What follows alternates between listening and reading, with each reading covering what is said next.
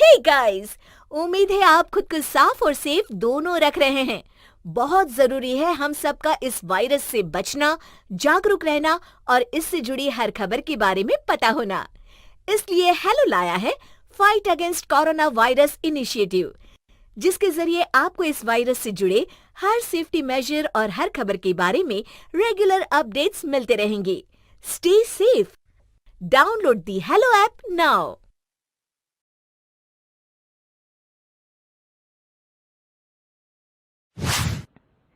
लक्ष्मी का अपने घर में पूरा दबदबा था। हिटलर की तरह वो सारा काम अपने पति और बेटे से करवाती। धीरे धीरे उसके पति की तबीयत खराब रहने लगी। सुनो जी, अब आप बुजुर्ग हो गए हो, काम में भी अब हाथ आपके फुर्ती से नहीं चलते। अरे भाग्यवान, भगवान से डर। तुझसे मैंने शादी अपने इकलौते बेटे के अच्छे पालन पोषण के लिए की थी, लेकिन तूने तो उसका बेड़ा गर्क कर दिया। मैंने क्या किया? पढ़ाया लिखाया, अब नौकरी नहीं लग रही तो मैं कैसे जिम्मेदार हो गई? अब घर में बैठकर रोटी तोड़ रहा था तो मैंने कहा काम ही कर ले। एक तो भला करो और ऊपर से बातें सुनो। तभी सारंग वहां आ जाता है। बहुत भूख लगी है माँ, कुछ खाने को दे दो। अब तुम्हारे पापा का हाथ तो चल नहीं रहा है। मैं ही जा रही हूँ आज किचन में, बनाती हूँ कुछ। हे भगवान, कैसे होगा इतना काम मुझसे?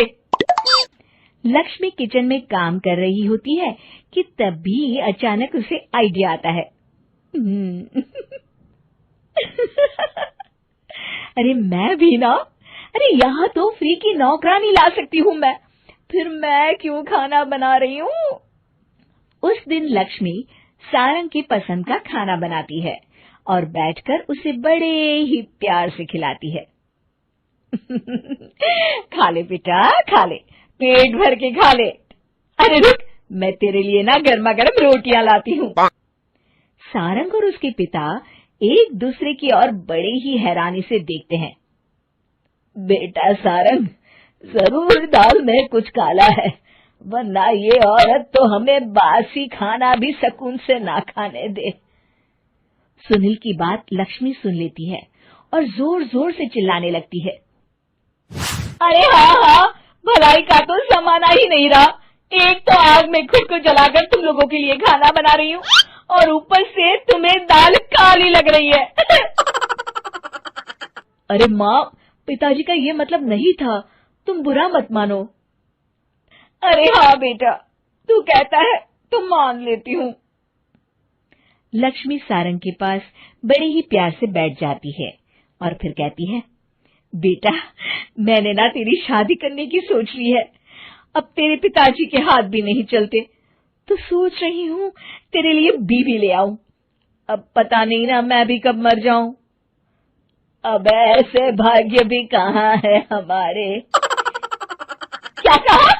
अरे हाँ, तुम तो चाहते ही हो कि मैं मर जाऊं, लेकिन मैं अपनी प्यारी बहू का चेहरा देखे बिना नहीं मरूंगी। हाँ माँ, शादी तो मैं कर लूं, लेकिन मैं नौकरी नहीं करता, फिर कोई क्यों देगा मुझे अपनी बेटी? अरे क्यों नहीं देगा बेटी? इतना बड़ा घर, खेल खलियान है, किस चीज की कमी है हमारे पास? जो आएगी राज करेगी, राज। हम तो ना कर पाए राज, ये बोलो कि एक और नौकर तुम्हारे पास आ जाएगा। मैं कहती हूँ चुप हो जाओ। अरे खुद के घर का खाना बनाएगी तो क्या नौकरानी हो जाएगी? अब तुमसे तो किचन का काम होता नहीं, तो कोई तो करेगा ना। ठीक है माँ, तुम जैसा सही समझो बस। अब मेरी एक शर्त है, लड़की जो भी हो वो दिखने में कैसी भी हो या कहीं की भी हो, बस पढ़ी लिखी होनी चाहिए। अरे हाँ, ला देंगे पढ़ी लिखी बेटा, मैंने कौन सा काम करवाना है उससे। हाँ। और फिर एक दिन पास के गांव की ही रति से सारंग की शादी हो जाती है।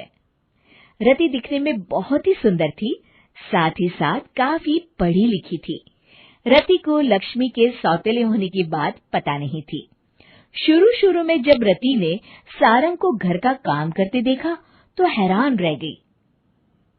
अरे, ये तो अच्छी बात है कि आप घर का काम करते हैं, लेकिन मैं तो घर में ही हूं ना, आप क्यों कर रहे हैं जी? जाइए, आप नौकरी के लिए अप्लाई कीजिए ना। तभी लक्ष्मी वहां आ जाती है। अरे रति बहू, करने दे उसे काम।